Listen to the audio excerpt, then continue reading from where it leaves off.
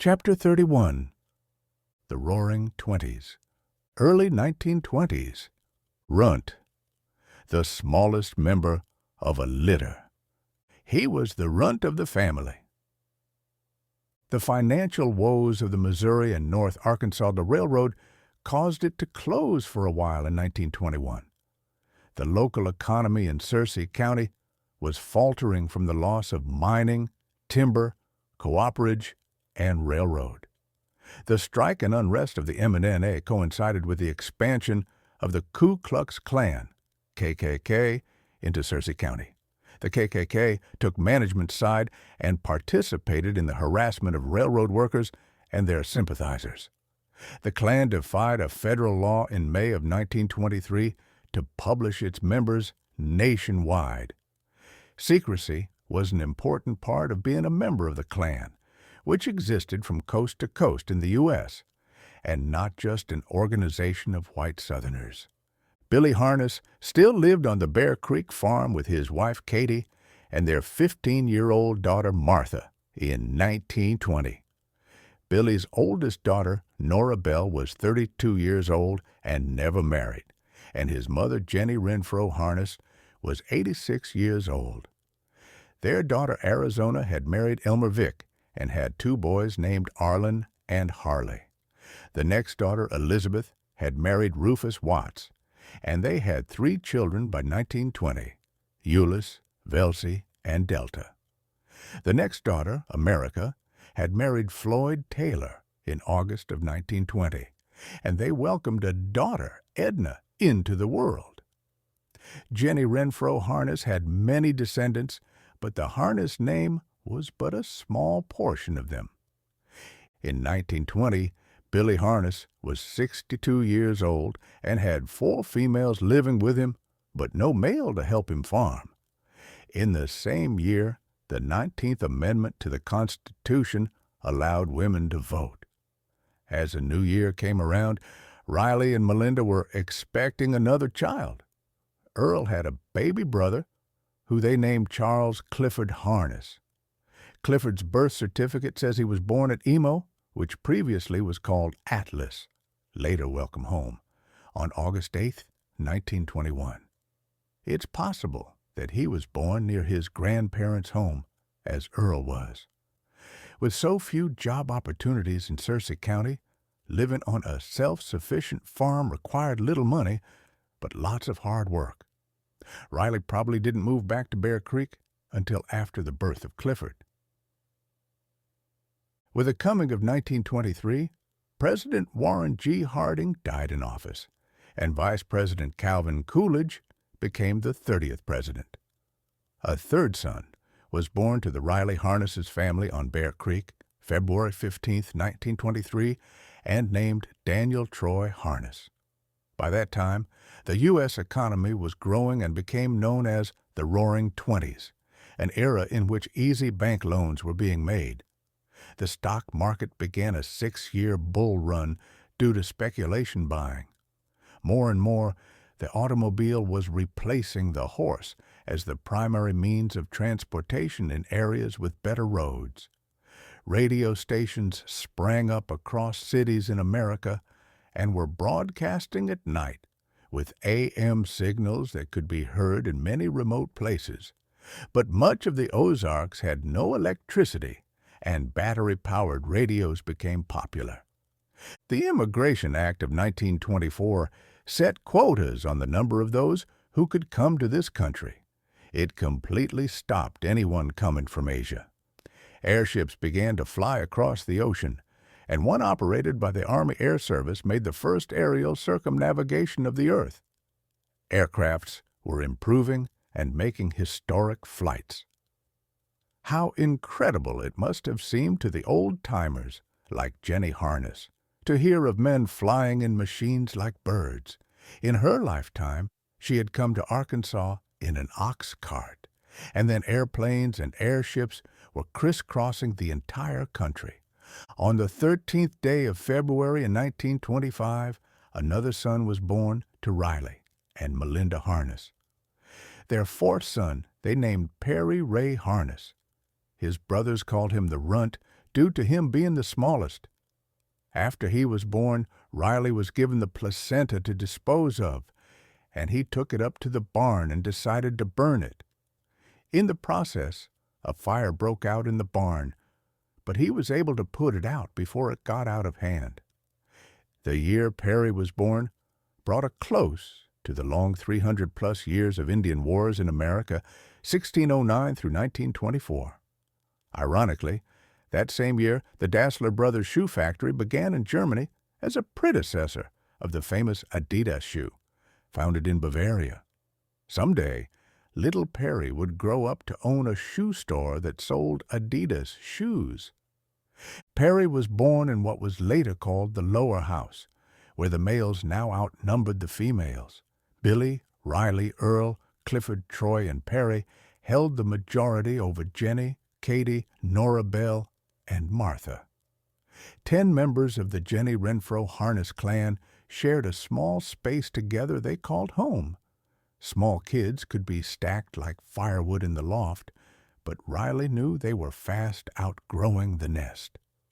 A bigger house needed to be built someday to accommodate the growth if all were to stay living on the creek. That home would be called the Upper House to distinguish the two buildings. From Jenny Harness's creek farm, there was a schoolhouse down the creek just beyond the Harness farm. The Harness children walked a short distance to attend the Bohannon School. The schoolhouse was built on land given by the family it was named after. All rural schoolhouses in the Ozarks were a single room, and all students were taught by a single teacher who was usually a male. If a woman was a school teacher, she could not be married and was under strict restrictions of her association with men outside her immediate family. School buildings normally had 2 doors, one for boys and one for girls, who were also seated separately inside the room. When schools began to be consolidated, Bohannon was torn down and salvaged to help build the Bear Creek School near the post office.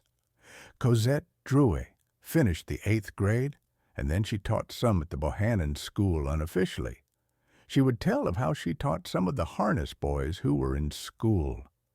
Cosette Drouet was the younger sister of Jerotha Drouet. Cosette married Charlie Campbell, and Jerotha married Benjamin B. Stewart. Both of the sisters were lifelong friends of the Harness family. Cosette made a career teaching school after she completed her schooling and certification. Further down the creek, near the Bear Creek Cemetery, was the Cooper Schoolhouse. That building remained into the 1930s and was used as a church house as well. The Harnesses attended church meetings there until they left Bear Creek. On down the creek was the Canaan School, which served a more populated community and was a larger school. Going up Bear Creek, past where Jenny and Elliot had first lived in 1860, was a one-room schoolhouse built where a hollow emptied into Bear Creek and named Happy Hollow School. While much of the nation experienced great economic expansion and prosperity, the Roaring Twenties did not make much impact on Searcy County. The fraternal organization of the Ku Klux Klan grew to a national membership of 5 million men and 500,000 women. Most are Democrats, and many respected politicians and civic leaders are secret members. There was little shame felt with the association of its brotherhood, and its members had a powerful and influential voice at many levels. The strong prejudice of the South was slow and painful to change. Beginning in 1921, Searcy County lost population for the first time. The failure of a timber boom and the problems of operations with the Missouri and North Arkansas Railroad caused business and job failures. Since the limited good bottomland was acquired by large landowners beginning in the 1880s, many Searcy County families left for new land in Texas, Oklahoma, Idaho, and Washington. Prohibition had driven the demand for oak barrels into the ground. The population of Leslie was greatly reduced as families moved to find work. Many families moved to larger cities where industrial work was creating jobs. Locally, canneries created a market for tomatoes, which primarily employed women to peel the tomatoes. Strawberries and other vegetables slowly began to replace apples and peaches for a cash crop. In 1925, the Grand Ole Opry began to broadcast over the radio and became one of the longest-running shows ever. Sears, Roebuck and Company opened their first store in Chicago, and that year offered the Thompson submachine gun in their mail-order catalog for $175. It was a favorite for bootleggers and gangsters. The gun battles seen in movie films of the 20s often portrayed the rapid-firing weapon of lawmen and outlaws. But it is funny to think that if they had the money, anyone could have owned one, no matter where they lived. Out in California, halfway between San Francisco and Los Angeles, the first motorists' hotel opened and was called the Milestone Motel. They charged $1.25 per night and provided a parking space in front of the room. It would someday be duplicated on every highway in America, as cars and highways led to overnight travel. The Roaring Twenties resulted in part to the advent of electricity. Its availability allowed for many inventions and advancements. Cheap and available credit also caused consumerism, as new clothing styles and a new popular kind of music called jazz could be heard abroad on radio or recordings. Yet the divide between the modern city life and the rural traditional life was great. In the mid-1920s, living on Bear Creek was not much different than it had been previously. By city standards, the Harnesses were poor, and like their neighbors, progress as defined by economists would have to wait a couple of decades to bring much modernization to the farm people. Reflection. As Riley Harness contemplated his growing family and the limited opportunity to do much more than survive as a farm family, it must have been hard to keep from thinking that better opportunities could be found elsewhere than in Searcy County. Yet an elderly grandmother and an elderly father had their roots in Bear Creek, and they wouldn't move from there.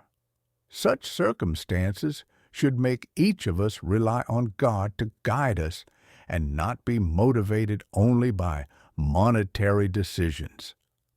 Remove not the ancient landmark which thy fathers have set. Proverbs 22:28.